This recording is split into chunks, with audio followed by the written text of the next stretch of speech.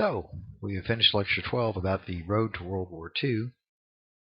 The next lecture in the sequence, of course, would be 13, which is called The Diplomacy of War, which starts in January of 43, which leaves a gap, because Pearl Harbor is, as it says here, December 7th, 1941. And then the next lecture jumps ahead to 1943, which leaves an entire year gap in the lecture. And I'm sure there's a reason why the guy did it that way originally. Probably just time. And so what I usually do here when I'm doing this in class is I slip a little bit in to kind of fill in that missing gap of 42, because there's a lot of important things happening in 42, some of which are an end of course test, which is one reason why I started doing this. Now, of course, this year we don't have the end of course test, but I'm used to giving the lecture, so I'm going to kind of blow through some of it, because I'd like you to know these things. Okay. So, as I left you, the Japanese had launched the surprise attack against Pearl Harbor. I say surprise attack, something I ran out of time before I could say it on the last video. The Japanese ambassadors that had been working to come up with some kind of diplomatic solution with the United States were told in the 14th part of the coded message to go ahead and deliver a declaration of war. They made an appointment. They went to go deliver the declaration of war. And due to a series of mishaps, they delivered the declaration after the Japanese had already bombed Pearl Harbor. This was not the intent, but this is what happened.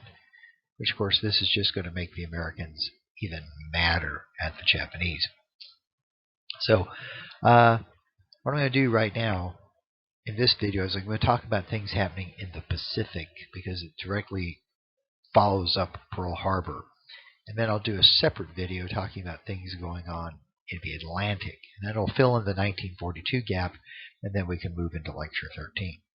So, let's get on with it, shall we?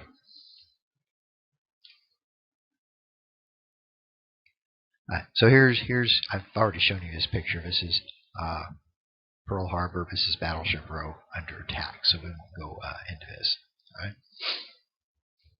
I'd like you to know this guy. This is Fleet Admiral Chester W. Nimitz. After Pearl Harbor, the commander of the Pacific Fleet, his name was Kimmel, you don't need to know that, was relieved of command because of what had happened. Nimitz arrives in Pearl Harbor to take up command late in December of 1941, and he will command the Pacific Fleet, which is the U.S. Navy in the Pacific, for the rest of the war. Okay? One reason I'd like you to know him is he's from Texas. He's from Fredericksburg. His family runs a hotel there. And that is why, if you're ever down in Fredericksburg or down in that area, down around San Antonio, for a weekend road trip, you should, if you're interested, you should check out the World War II in the Pacific Museum. I think it's called the George H.W. Bush Museum or something like that. But anyway, it's a museum about the Pacific War. And Fredericksburg seems like a weird place for it to be, but it's there because Nimitz was from Fredericksburg. And it's a really good museum. My wife enjoyed it, and she's not a history geek like I am. A friend and I went once, and he's an electrical engineer, and he thought it was a really good job. So it's a really well done museum. Okay. So anyway, Nimitz will be in charge of the Pacific Fleet for the rest of the war. Okay, so the Japanese, they just didn't attack Pearl Harbor. I mean, they had their whole plan laid out about going down into the East Indies and dropping up the resources. Pearl Harbor was just getting the United States out of the way. And so the Japanese will go on a tear. Okay, I'm going to show you a slide here. I don't expect you to know these things. I just kind of want you to get a feel for how successful they are. Okay? On December 7th, they bombed Pearl Harbor. On December 8th, the Japanese attacked the Philippines. So that's actually the same day, because the Philippines are on the other side of the international date line. Through a series of circumstances I won't bother trying to go into, the American Air Force in the Philippines is caught on the ground, and large chunks of it are destroyed. Okay. December 10th, Guam falls. Now, Guam was one of those islands we got after the Spanish-American War. It's part of the Marianas chain. Okay, it really didn't have much in the way of defenses. It was an American possession, and the Japanese gobble it up. On December 10th, the Japanese sink the two major British fleet units ships in the area. The battlecruiser Repulse and the battleship Prince of Wales near Malaya. Okay, thus taking out the main striking power of the British fleet operating in that area. On December 10th, Japanese also landed troops in the Philippines, actually troops on the ground. On December 11th, they tried to invade Wake Island, which is a little postage stamp island. There's a map later. I'll show you where it is. I think it's out there. It's out in the middle of the Pacific. We were building an airbase there. It's a spot where the Pan Am clipper ships used to come in and land to fuel. They were big, giant seaplanes. They would land for fuel and then take off. The Marines were fortifying the island. The Japanese tried to invade the island. The Marines drive them back. It is the only time in the war that anybody ever repulsed amphibious invasion attempt, and the Marines to this day are really smug about it. Okay? On December 23rd, doesn't matter, Wake Island falls. The Japanese come back with more troops, more ships, and this time they take Wake Island. On Christmas Day, Hong Kong, the Chinese, it's a British city on the Chinese mainland there, or on an island just off. I forget where Hong Kong is exactly, but it's a British possession, and is captured by the Japanese. In January, the Japanese landed troops in Borneo and the Celebes. Don't worry about that. That's a U.S. history class. I just wanted to show you that they're continuing this plan they had to seize all these areas. In February, there's a naval battle. The American, British, Dutch, Australian fleet, which was a combined fleet. Basically, everybody takes what ships they have left, combine them into a fleet. They go out to fight the Japanese, and they don't do well. I mean, they haven't trained together. Some of them speak a different language. The ships have different, characteristics. So it's like an ad hoc organization. The Abda fleet tries to fight the Japanese in the Battle of the Java Sea, and it loses. The largest U.S. ship in that area was the USS Houston. She's a cruiser. She's trying to escape from the Battle of the Java Sea and is sunk a couple of days later near Java. Some of her crew survived. They end up as prisoners of war for the rest of the war. On February 15th, the British city of Singapore, which nowadays is like a city-state, it's a major British naval base, surrenders to the Japanese, which made Winston Churchill furious because they had a lot of men there and he thought they should have put up a better fight. On April 9th, the Bataan, which I will talk about in a minute, will fall, and then in May 6th, Corregidor falls, which I'll also talk about in a minute.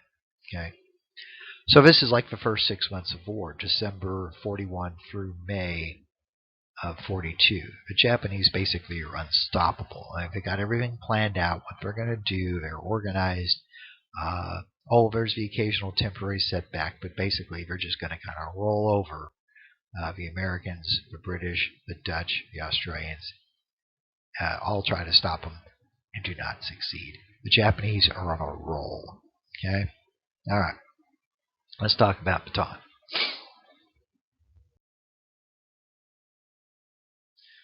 Well, here's Wake Island. I forgot I had this picture in here. It's a very small island. You can see here, this is an airstrip.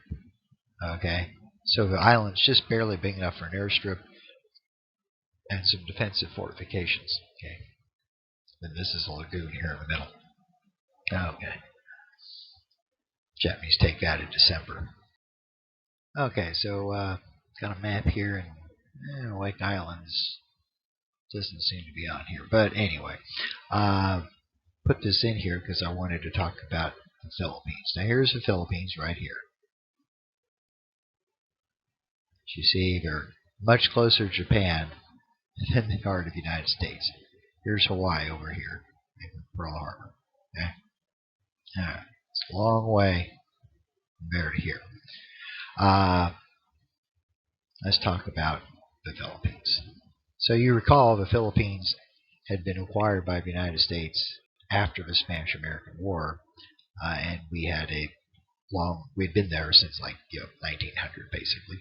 Now the Philippines are slated to become independent in the late 1940s. So the U.S. is still there, still kind of running things, but there's a government of the Philippines, and they have a president. They're working their way towards becoming independent at some point. In the meantime, though, the United States is still responsible for defense. The fellow who has to worry about protecting the Philippines is this guy, Douglas MacArthur. General Douglas MacArthur, United States Army. You should know this guy. Now, MacArthur had served in World War I. He had risen to the very top ranks of the Army during the 1930s, but then, he retired.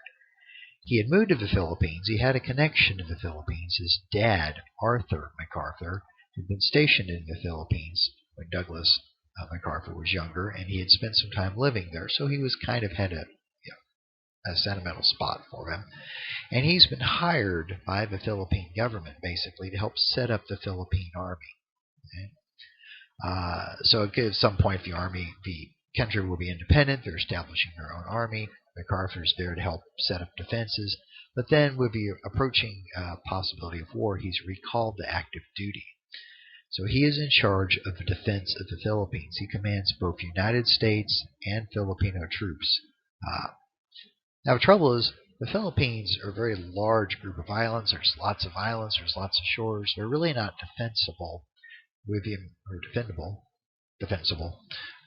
amount of troops MacArthur has on hand. Okay, and so the pre-war plans for War of Japan, that was something called War Plan Orange. Okay? The plans were color-coded.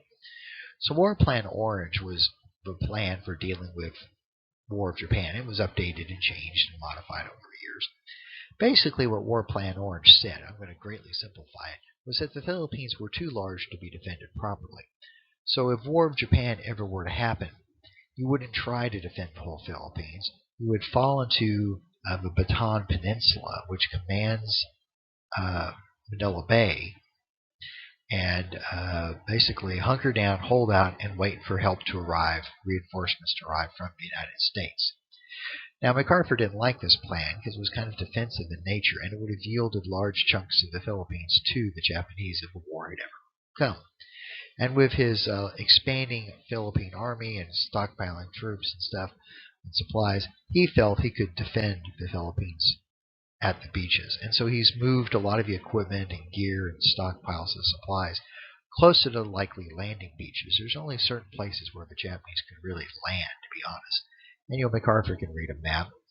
And so he's working on preparing to defend the Philippines. Now the trouble is the war has arrived much earlier than he anticipated, and when the war breaks out, first of all, his air force is largely destroyed on the ground on the first day. Not all of it, but a good chunk of it. He doesn't have enough troops and manpower and supplies in the right places, and he's not able to stop the Japanese from landing. Okay? So, with the situation turning south and the men not having enough men or supplies, they kind of revert back to the idea of trying to hold on to the Bataan Peninsula to where they can hold on to Manila Bay. And I'm almost up on the time clock here, so I'll go ahead and stop this before the next slide, and then we'll pick back up here in a minute.